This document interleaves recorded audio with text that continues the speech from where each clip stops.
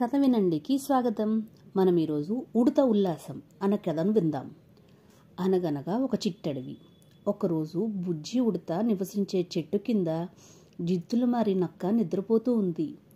ఎప్పట్లానే ఉడత ఆనందంగా కొమ్మలపైన తిరగసాగింది. ఇంతలో పట్టుతప్పి సరిగ్గా నక్క మీద పడింది. ఉలిక్కిపడి లేచిన నక్క మెరుపు వేగంతో ఉడతను పట్టుకుంది. ఎంత ప్రయత్నించినా అది తప్పించుకోలేకపోయింది. చివరికి నక్కబావా, నేను నీకు ఏ మూలకు సరిపోతాను? నన్ను తింటే నీకు కడుపు నిండకపోగా ఇంకా ఆకలి వేస్తుంది. కాబట్టి నన్ను వదిలే.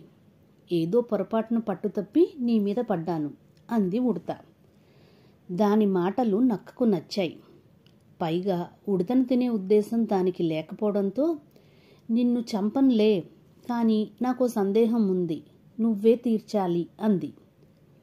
అదెంత పని? అడుగు, చెప్తా అంది ఉడత. ఏం లేదు, నువ్వు ఎప్పుడు చూసినా ఉత్సాహంగా గెంతులు వేస్తూ ఉంటావు.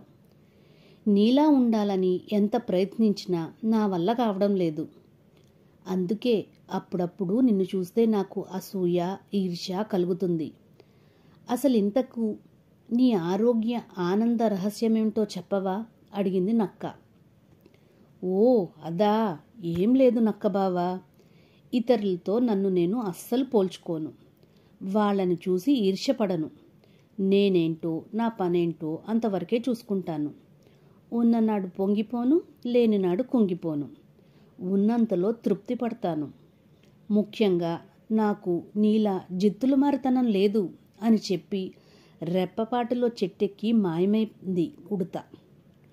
ముందు నక్కకి కోపం వచ్చినా అది మాట్లాడిన దాంట్లో వాస్తవం ఉందనుకుంది. అప్పటినుంచి నక్క కూడా ఇతరులకు చెడు చెయ్యాలన్న ఆలోచనలను తన మనసులోకి రానివ్వలేదు. ఇతర జంతువుల మీద మృగరాజుకు చాడీలు చెప్పడం మానుకుంది. తనకు దొరికిన మాంసంతోనే తృప్తిగా జీవించడం ప్రారంభించింది. కొద్ది రోజుల్లోనే నక్క కూడా ఉల్లాసంగా, ఉత్సాహంగా తయారైంది. ఈ కథలోని నీతి ఏమిటి అంటే, మనము ఇతరులతో పోల్చుకోకూడదు. ఉన్నదాంట్లో సంతృప్తిగా ఉండాలి. కథ సమాప్తం.